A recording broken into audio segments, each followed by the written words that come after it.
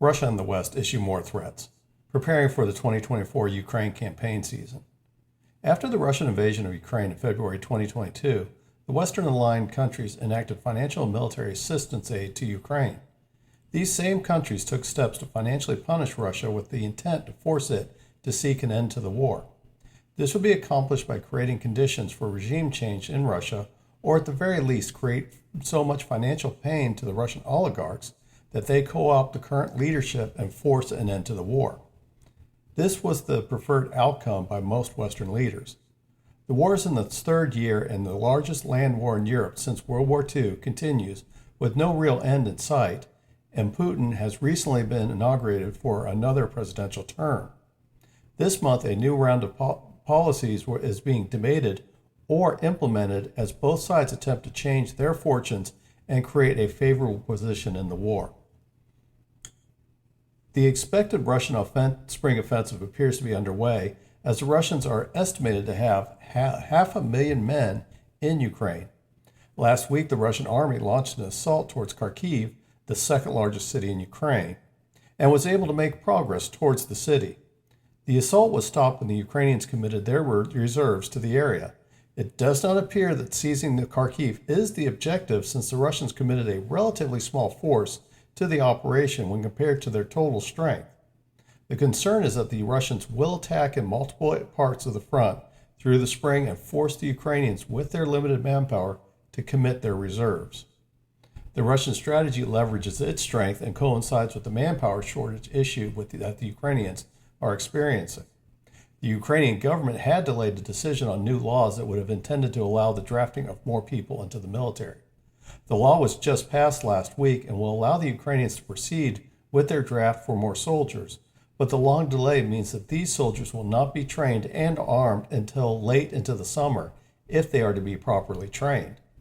This places the Ukrainians, which already have a significant manpower issue, under extreme pressure as Russia campaign season is starting. Western aid that had been delayed is starting to arrive, but cannot sufficiently make up for the deficit of soldiers. This means the Russian strategy, even if not intended to create a breakthrough, has the potential to weaken broad parts of the front, and Ukraine will most likely be forced to deploy their reserves or give up territory to shorten their defensive lines. Russian Deputy Foreign Affairs Minister Sergei Ryabkov, in an interview with TASS last week, stated that the United States had long been in an indirect war with Russia and had played with Ukraine in such a way that it allowed the situation to get out of control, and that created the conditions that led to the Ukraine invasion. Ryabkov's accusation is that the U.S. policy to interfere with the internal politics of Ukraine and the threat of NATO expansion to include Ukraine had created a condition that Russia had to act. The U.S. had allowed its policy to get out of control as it sought its geopolitical goal of regime change in Russia.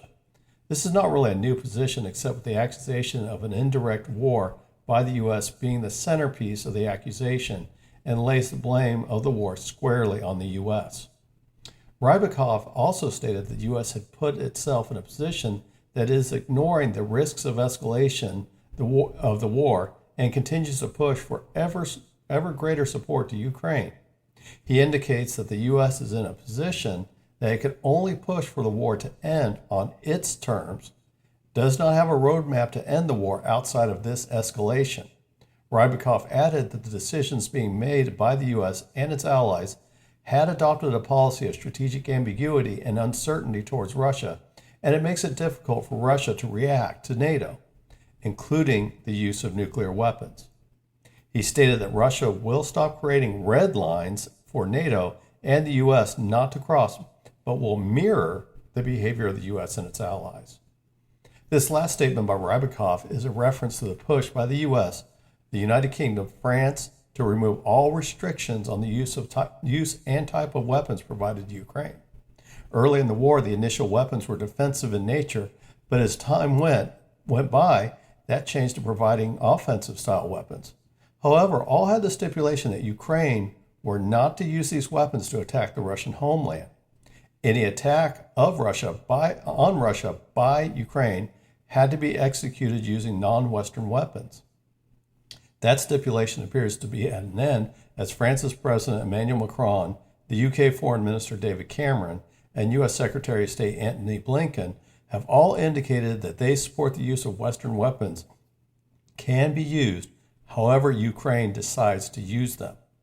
The statement by Rybakov of mirroring U.S. and NATO allies is most likely a reference to this decision by the West.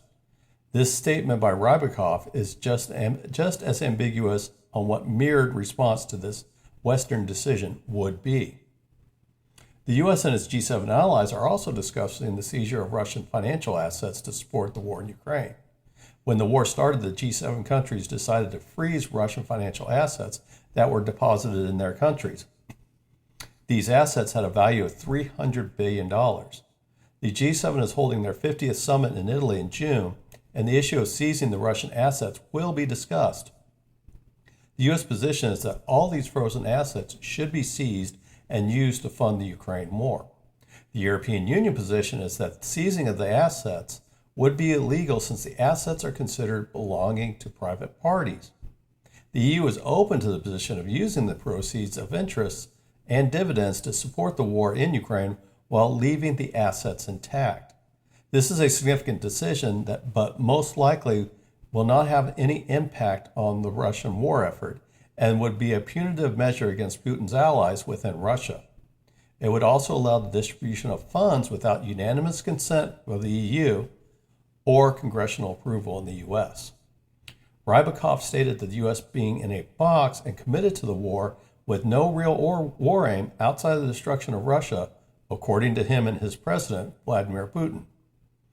Asset forfeiture would allow the U.S. to continue to support for the war without any policy debates or justification for its decisions, as forfeited funds will not have congressional oversight. The U.S. and EU would continue supporting the war as they have through 2025. That's because 2024 is largely funded.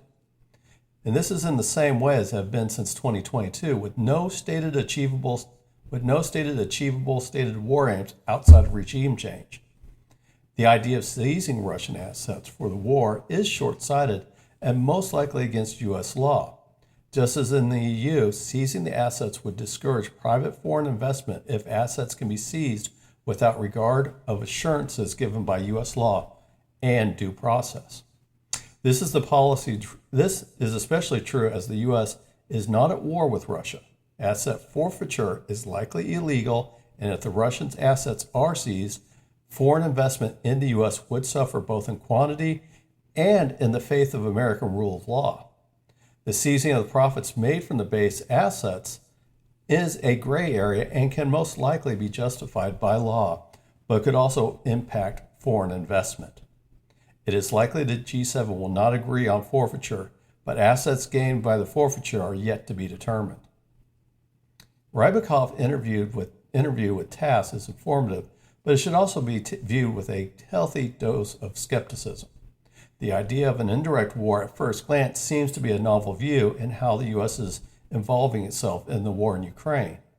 It can be better described as a proxy war, just as it did in Afghanistan during Soviet occupation, and just as the Soviet Union did against the U.S. in the Korean and Vietnam wars. There's nothing novel what is going on in Ukraine that is not experienced in the Cold War with its bloc politics and its proxy wars. The Russians are also interfered in Ukraine internal politics, just as the U.S. did, and it was ultimately the Russians' decision to invade Ukraine in both 2014 and 2022. Rybakov, however, is correct in the Russian difficulty in trying to determine the intent of the U.S. due to the loss of dialogue and diplomatic contact between the U.S. and Russia starting in 2017.